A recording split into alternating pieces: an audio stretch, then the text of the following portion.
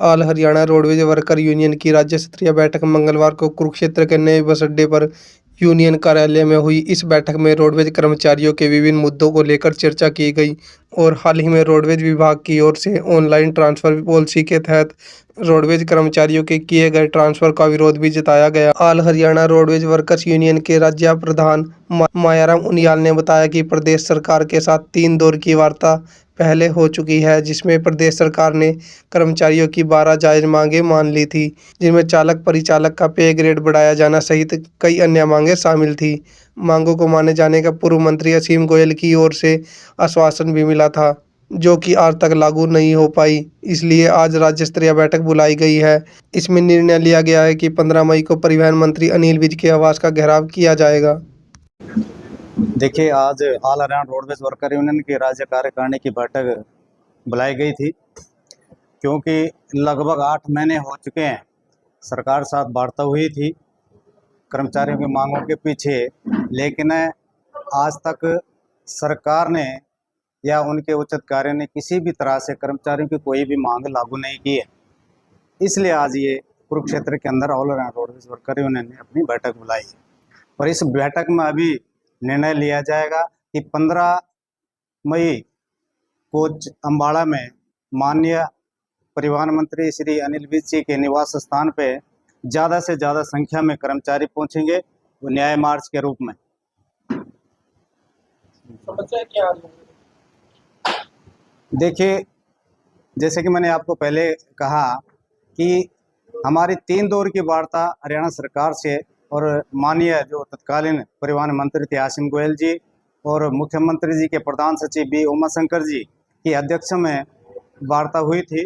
उसमें हमने 32 सूत्री मांग पत्र सरकार को दिया था, जिसमें माननीय बी उमाशंकर जी और परिवहन मंत्री आसिम गोयल जी जो तत्कालीन थे, उन्होंने 12 मांगे रोडवेज कर्मचारियों की स्वीकृत करी थी, जिसमें चालक प्रचालक का पे ग्रेड बढ़ाने की बात थी और चालक प्रचालक जो हमारे रात्रि ठहराव बाहर गांव-गांव में करते हैं, वो 30 के 30 दिन रात्रि ठहराव सरकार उनसे कराती है।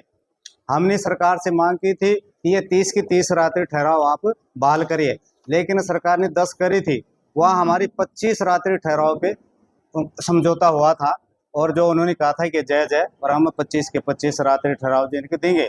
और कर्मशाला कर्मचारी जो हमारे मैकेनिक है, उनकी जो कैलेंडर हॉलीडे सरकार ने बंद की है, उनको बहाल करने की बात थी।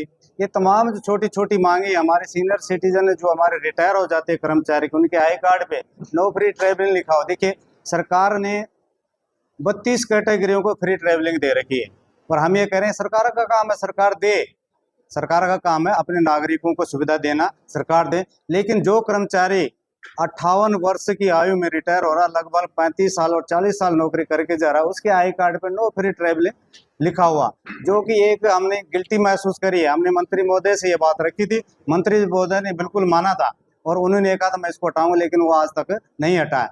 ये छोटी छोटी मांगे हैं जिन पे कोई आर्थिक नुकसान भी सरकार का नहीं होता है और वो आज तक लागू नहीं हुई। इसलिए आज की मीटिंग में ज़्यादा से ज़्यादा संख्या में माननीय जो अब वर्तमान में परिवहन मंत्री अनिल विज जी, उनके निवास स्थान में कर्मचारी 15 मई को कूच करेंगे, इसलिए हमने आज ही मीटिंग यहाँ बुलाई। प्रदेश भर से आएंगे?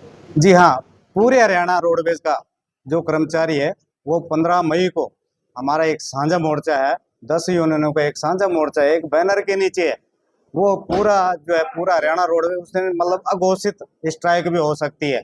इसलिए हम कह रहे हैं कि उस दिन जो जनता को असुविधा होगी और रोडवेज के खजाने में जो रेवन्यू की घाटा आएगा, उसकी जिम्मेवार माननीय परिवहन मंत्री जी होंगे, उसके उच्च अधिकारी होंगे।